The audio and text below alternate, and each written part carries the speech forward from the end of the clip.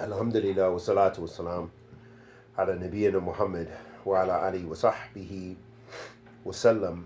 Amma ba'da, habibti fillah. The question was posed about where to seek knowledge.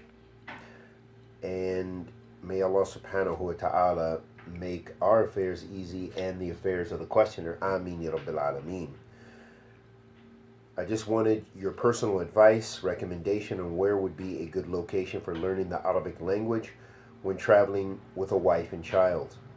So far, locations such as Morocco, Sudan, and Egypt are out of mind, but both Sudan and Egypt present some visa problems. I think he's trying to say that he was considering these places.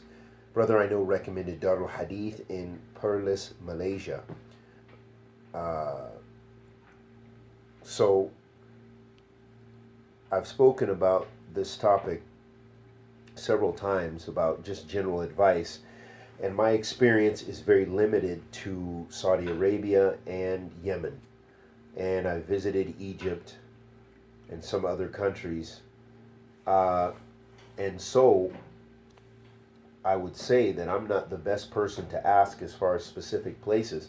But what I do know is if you can overcome the visa problem, I do believe Egypt is one of the best places to go, as I've known many students who come out very strong from studying in the language centers there, Salafi and non-Salafi language centers, and their competency in the language. And that goes with anywhere. Men jadda wajid. Whoever puts the effort, then they will gain benefit. I also know of brothers, they memorize a lot of Quran or the whole Quran from America and otherwise.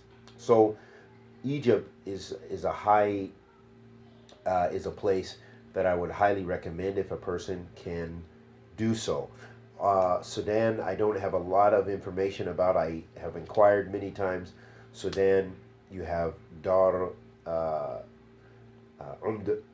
Umdurman, University of Umdurman, I think, or the Islamic University of Umdurman or something like this. There's a few well-known universities there, and I knew one of the mashayikh who is a professor who has supervised many PhD students, and he said if I ever wanted to study there, marhaban, he would, but I don't have any contact for him anymore. Sheikh Mubarak, he used to teach us in Jeddah at the Markaz li Ta'lim Kitab wa Sunnah, teach us tafsir, and he was well known for his background in Quranic studies and supervising many PhD students. So the point being, I guess, that wherever you go, especially in the Arab world, but even in the non-Arab world, in some of the places in the Muslim countries, you'll find very strong institutes or places to study.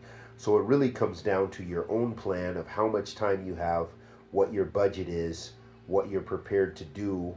Do you have a plan of staying there for a certain amount of time? And I would suggest if you really want to really benefit, you shouldn't give yourself anything less than a couple years. Because really just to get strength in the Arabic language, depending on the program, depending on your studies, depending on the environment, a minimum of 1 to 2 years to get some degree of competency. And then you begin those other Sharia studies, bi'idhnillah, if you have the opportunity. It just depends on your situation. So that's the limited advice I can offer. And we ask Allah the Almighty to accept our good and forgive our evil. And probably something else I will say is, as I've mentioned prior to this, that make sure you're consistent in your studies, make sure you fear Allah subhanahu wa ta'ala as much as possible, and you have ikhlas in your studies to come closer to Allah and lift the ignorance from yourself, and that you do not let other obstacles and people distract you from your goals of what you're trying to attain. Do not let others say don't study here, or to confuse you, or spend your time, waste your time on things that have no benefit, that don't bring you closer to Allah and don't bring you closer to your studies and the goals that you're trying to achieve. Wa sallallahu wa sallam ala nabiyyina Muhammad.